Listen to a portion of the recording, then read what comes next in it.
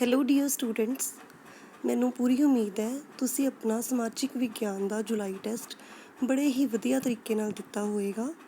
ਆਓ ਆਪਾਂ ਤੁਹਾਡਾ ਟੈਸਟ ਹੱਲ ਕਰੀਏ। ਸਾਡੇ ਕੋਲ ਫਰਸਟ ਕੁਐਸਚਨ ਹੈ, ਕੁਝ ਤਾਰਿਆਂ ਦੇ ਪ੍ਰਕਾਸ਼ ਨੂੰ ਧਰਤੀ 'ਤੇ ਪਹੁੰਚਣ ਲਈ ਲੱਖਾਂ ਸਾਲ ਲੱਗ ਜਾਂਦੇ ਹਨ।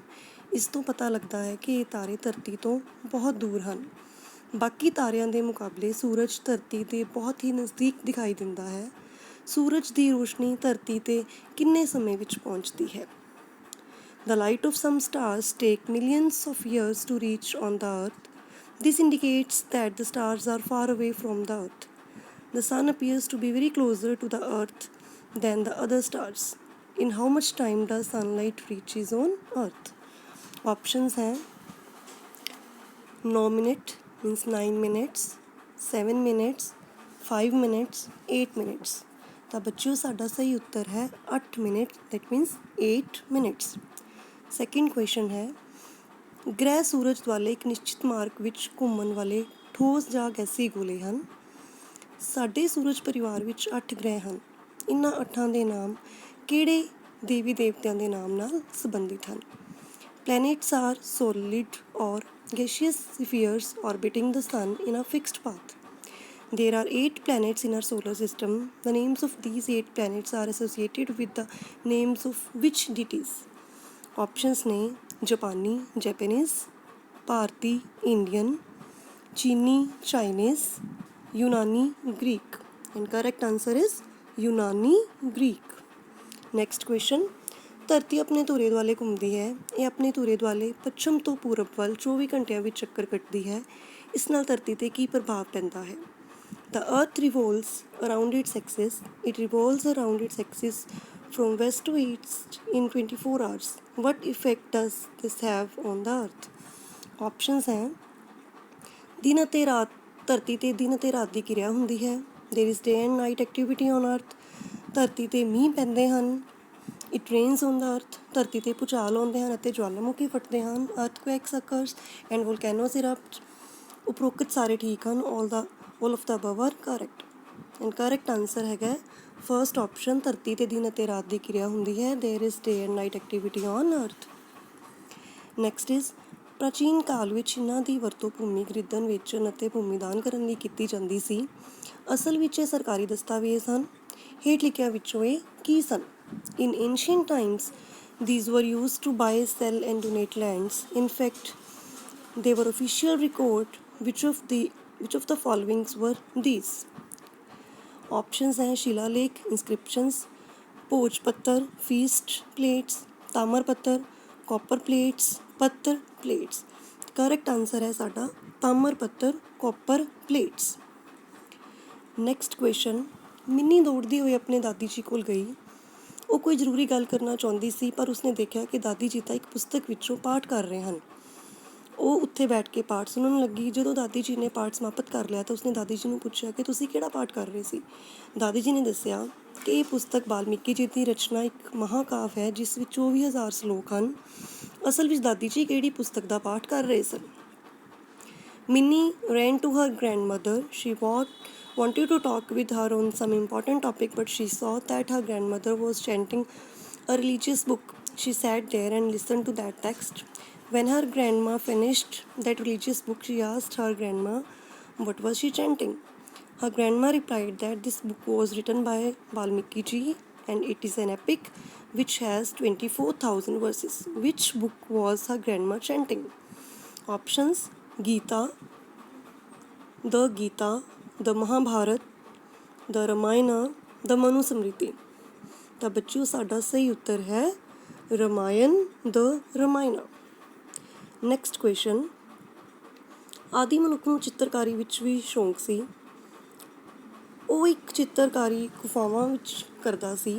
ਉਸ 'ਤੇ ਬਣਾਏ ਗਏ ਚਿੱਤਰਾਂ ਦਾ ਮੁੱਖ ਵਿਸ਼ਾ ਸ਼ਿਕਾਰ ਹੁੰਦਾ ਸੀ। ਅਜਿਹੇ ਬਹੁਤ ਸਾਰੇ ਚਿੱਤਰ ਸਾਨੂੰ ਭਾਰਤ ਵਿੱਚ ਭੀਮ ਬੈਟਕਾ ਨਾਮੀ ਸਥਾਨ ਤੋਂ ਮਿਲੇ ਹਨ। ਕੀ ਤੁਸੀਂ ਜਾਣਦੇ ਹੋ ਇਹ ਆਧੁਨਿਕ ਭਾਰਤ ਵਿੱਚ ਇਹ ਸਥਾਨ ਕਿਸ ਰਾਜ ਵਿੱਚ ਸਥਿਤ ਹੈ? The early man was also fond of painting.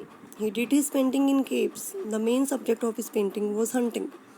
We have found such type of painting from a place called Bhimbetka in India. Do you know in which state this place is located in modern India? Options हैं Rajasthan, Madhya Pradesh, Gujarat, Punjab. And correct answer is Madhya Pradesh, Madhya Pradesh. Next is ਜੇ ਅਸੀਂ ਪਿੰਡ ਵਿੱਚ ਰਹਿੰਦੇ ਹਾਂ ਤਾਂ ਕੁਝ ਜ਼ਰੂਰਤਾਂ ਵਾਸਤੇ ਸ਼ਹਿਰ ਉੱਪਰ ਨਿਰਭਰ ਕਰਨਾ ਪੈਂਦਾ ਹੈ ਅਤੇ ਸ਼ਹਿਰੀ ਨਾਗਰਿਕਾਂ ਨੂੰ ਖਾਦ ਵਸਤਾਂ ਵਾਸਤੇ ਕਿਸਾਨਾਂ ਉੱਪਰ ਨਿਰਭਰ ਕਰਨਾ ਪੈਂਦਾ ਹੈ. ਅਸੀਂ ਸਾਰੇ ਇੱਕ ਦੂਸਰੇ ਉੱਪਰ ਨਿਰਭਰ ਕਰਦੇ ਹਾਂ. ਇਸ ਤਰ੍ਹਾਂ ਅਸੀਂ ਕਿਸ ਕਿਸਮ ਦੇ ਪ੍ਰਾਣੀ ਹਾਂ? If we live in a village, we have to depend on the city for some necessities, and the same way urban citizens have to depend on the farmers for food.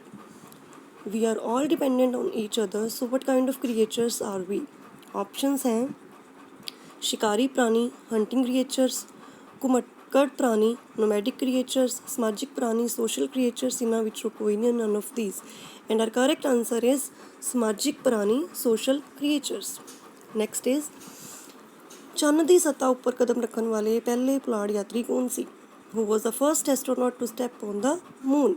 Options Sunita Williams, Rakesh Sharma, Neil Armstrong, Kalpana Chawla. Correct answer is Neil Armstrong. ਧਰਤੀ ਦਾ ਘੇਰਾ ਲਗਭਗ dash kilometre ਹੈ. The circumference of the earth is dash kilometre.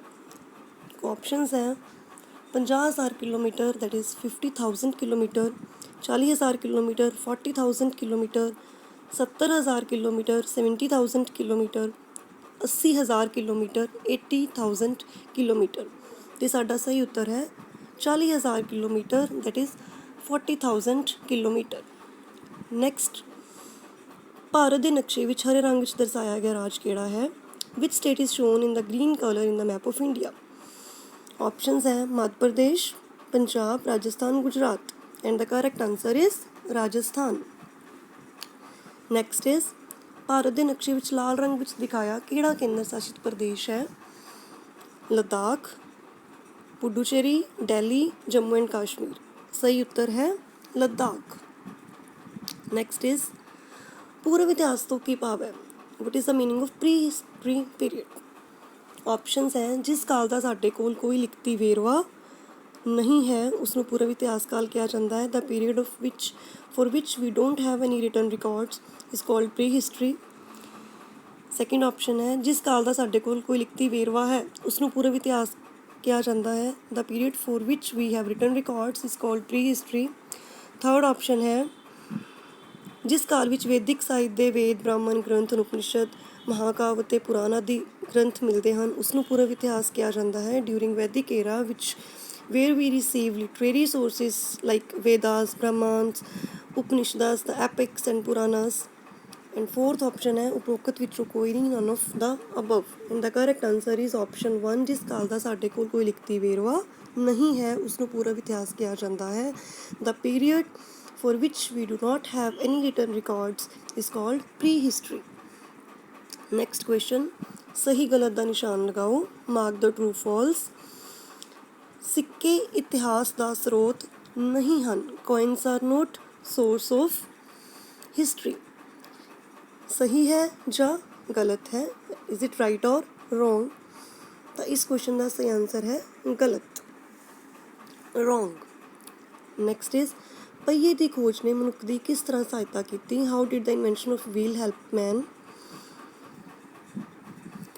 Options ਹੈ ਮਨੁੱਖ ਨੇ ਪਹੀਏ ਦੀ ਖੋਜ ਨਾਲ ਆਸਾਨੀ ਨਾਲ ਸਮਾਨ ਢੋਣਾ ਸਿੱਖ ਲਿਆ. With the discovery of wheel the man learned to carry loads easily.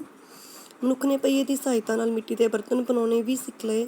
He learned making vessels with the help of wheel. ਮਨੁੱਖ ਨੇ ਪਹੀਏ ਦੀ ਖੋਜ ਨਾਲ ਉਸਦਾ ਜੀਵਨ ਆਸਾਨ ਹੋ ਗਿਆ. His life became very easy with the help of wheel. ਉਪਰੋਕਤ ਸਾਰੇ ਸਹੀ ਹਨ. Above all are correct. And dear students ਸਹੀ ਉੱਤਰ ਹੈ ਉਪਰੋਕਤ ਸਾਰੇ ਸਹੀ ਹਨ. Above all are correct. Next is ਕੁਟਲਿਆ ਦੁਆਰਾ ਡੈਸ਼ ਨਾਂ ਦੀ ਪੁਸਤਕ ਲਿਖੀ ਗਈ. The book name dash was written by ਕੁਟਲਿਆ. Options ਹੈ ਅਰਥ ਸ਼ਾਸਤਰ, that is economics, Ramayana, Mahabharat. ਉਪਰੋਕਤ ਕੋਈ ਨਹੀਂ, none of the above. And the correct answer is ਅਰਥ ਸ਼ਾਸਤਰ, economics.